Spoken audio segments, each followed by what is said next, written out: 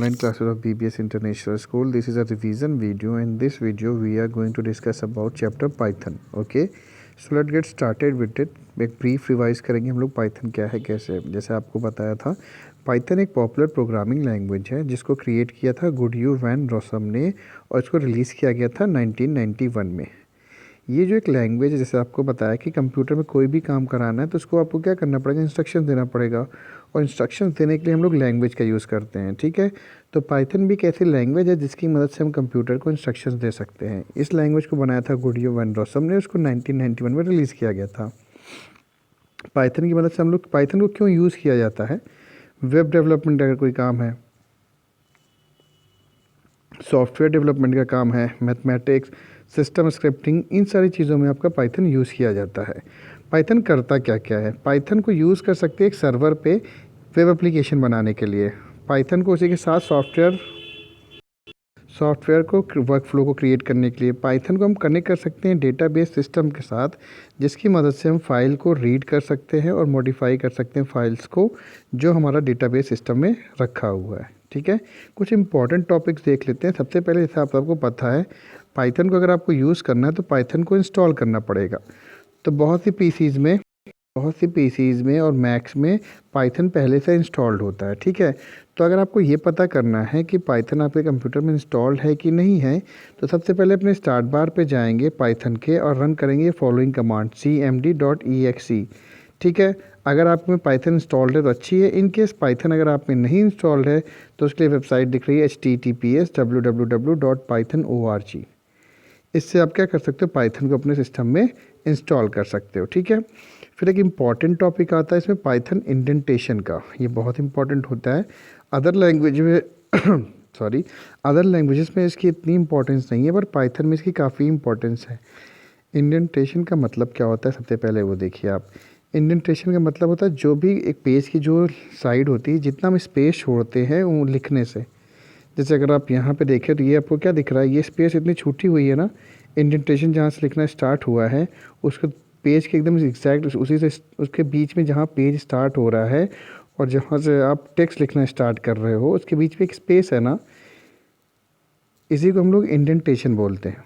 ठीक है, जहाँ से आप एक पेज में लिखना स्टार्ट करो स्टार्टिंग के, और जितना आप स्पेस देते हो दोनों के बीच में, उसी को हम लोग इंडेंटेशन बोलते हैं। और भी जो प्रोग्रामिंग लैंग्वेज है उसमें इंडेंटेशन को रीडेबिलिटी के लिए रखा जाता है, उतना इम्पोर्टेंट नहीं होता, पर पाइथन में इसकी बहुत इंपॉर्टेंस होती है। जो पाइथन होता है वो इंडेंटेशन का यूज़ करता है किसी भी ब्लॉक ऑफ कोड को दिखाने के लिए। जैसे ये इफ़ है, इफ़ का ये जो ब्लॉक है कोड का, ये देखिए यहाँ स्पेस दिया, if 5 is greater than 2 colon, ये देखिए स्पेस दिया है ना प्रिंट के पहले, कितना स्पेस दिया हुआ, तो इससे पता चला ये इफ़ का ब्लॉक यहाँ से स्टार्ट हो गया है। समझ में आया? अब अब जब आप ऐसा प्रोग्राम, जब यहाँ पे देखो आपने स्पेस दिया तो इस केस में क्या मैसेज डिस्प्ले आएगा 5 इज़ ग्रेटर देन 2, यहाँ पे वो मैसेज डिस्प्ले हुआ होके आपकी स्क्रीन पे दिखाई दे रहा है। ठीक है, फिर अगर यहीं पे आप क्या कर लो, आपने यहाँ पे स्पेस नहीं दिया, इस पहली कोडिंग में यहाँ देखो स्पेस दिया था, यहाँ पे स्पेस नहीं देते, इस केस में क्या देगा, एरर देगा। और एरर किसकी दिया है, इंडेंटेशन का। मतलब क्या है कि आपने स्पेस नहीं दिया, जिससे ब्लॉक ऑफ कोड इफ़ के कोड का पता नहीं चल रहा है। ठीक है, एक इम्पॉर्टेंट पॉइंट इसमें याद रखना है कि जो नंबर ऑफ़ स्पेसेस आपने दिया था एज अ प्रोग्रामर, वो कम से कम एक होना चाहिए। एक से ज़्यादा आप कितना भी दे सकते हो, पर कम से कम एक होना चाहिए वहाँ पे। ठीक है, जैसे ये एग्जांपल देखिए, अगर यहाँ if 5 is greater than 2 colon, फिर यहाँ पे इंडेंटेशन दिया print 5 is greater than 2, if 5 is greater than 2 colon, यहाँ पे स्पेस क्या कर दी, ज़्यादा दी। ठीक है, तो इस केस में भी आपकी एरर आएगी। आपको क्या करना होगा, नंबर ऑफ़ स्पेसेस जो होने चाहिए ब्लॉक ऑफ कोड में, एक ही अगर ब्लॉक ऑफ कोड है तो उसका सेम होना चाहिए, अदरवाइज पाइथन क्या कर देगा, एरर देगा। तो you have to use same number of spaces in same block of code. अगर आपका जो कोड का ब्लॉक है वो एक ही है तो इस केस में आपको क्या होगा, दोनों में सेम स्पेस यूज़ करना पड़ेगा। ठीक है, जैसे यहाँ पे देखो ये ब्लॉक ऑफ कोड क्या है, अलग अलग। इफ़ का पहला ब्लॉक यहीं तक है, if 5 is greater than 2 colon print 5 is greater than 2, तो ये सिर्फ इफ़ का ब्लॉक यहीं तक है, फिर इफ़ का ब्लॉक यहाँ से यहाँ आया। ठीक है, फिर पाइथन वेरिएबल क्या होता है, ये इंपॉर्टेंट टर्म था। वेरिएबल जैसे हमने बताया था, वेरिएबल स्पेस होती है जहाँ पे हम वैल्यूज़ को रखते हैं। मान लो हम कोई भी वैल्यू प्रोग्राम बनाते हैं तो इसमें वैल्यूज़ यूज़ करते हैं, तो उन वैल्यूज़ को यूज़ करने के लिए हम उसमें वैल्यू क्या करते हैं, पुट करते हैं। ठीक है, जहाँ पे आप वैल्यू स्टोर करके रख सकते हो। जैसे एग्जाम्पल देखिए, 5 को हमने कहाँ स्टोर करके रखा, एक्स में, और हेलो वर्ड को आपने कहाँ स्टोर करके रखा है, वाई में। समझ में आया? पाइथन में कोई कमांड नहीं होता एक वैल्यू को डिक्लेयर करने के लिए। जैसे आप अगर और भी प्रोग्रामिंग लैंग्वेज पढ़ोगे आगे चल के, तो वहाँ पे वेरिएबल्स को आपको डिफ़ाइन करना पड़ता है, यहाँ पे आपको डिफ़ाइन करने की ज़रूरत नहीं पड़ती। फिर कमेंट्स क्या होते हैं, पाइथन में कमेंटिंग कैपेबिलिटी होती है, जिसकी मदद से कोई ऐसा है जो प्रोग्रामिंग नहीं पढ़ा है, फिर भी उसको समझना है कि जो कोड लिखा है इससे क्या हो रहा है। तो जो प्रोग्रामर होता है वो कोडिंग, एक साइड में कोडिंग लिखता है और दूसरे साइड में उसको क्या लिख देता है, कमेंट वो लिख देता है कि वो लाइन क्या कर रही है। तो इससे मान लो एक प्रोग्राम में 10 लाइन्स है, प्रोग्रामर हर एक लाइन के सामने उसका नॉर्मल इंग्लिश में मीनिंग लिख दे रहा है कि इसका मतलब ये है, इसका मतलब ये है, इसका मतलब ये है, ठीक। तो उससे यूज़र जो भी नॉन प्रोग्रामर है उसको आसानी से समझ जाएगा।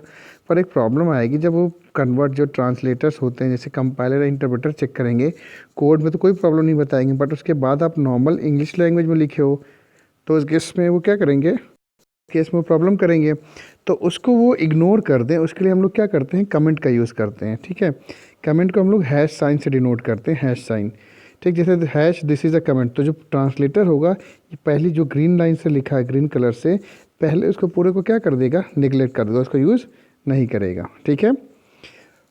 पाइथन कमेंट्स की मदद से हम एक्सप्लेन कर सकते हैं जो भी पाइथन की प्रोग्रामिंग कोड लैंग्वेज में लिखा है उसको हम क्या कर सकते हैं, एक्सप्लेन कर सकते हैं।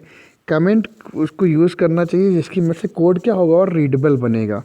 कमेंट को हम लोग यूज़ कर सकते हैं जब हम लोग क्या करते हैं, टेस्ट करते हैं कोड को, ठीक है। तो आई होप ये समझ में आया होगा एंड रिवाइज़ किया होगा। कोशिश करो आप लोग जो हमने वेबसाइट बताई थी पाइथन W3 स्कूल के नाम से, वहाँ पे जाके हर एक चीज़ की प्रैक्टिस करो। Okay, thank you everyone.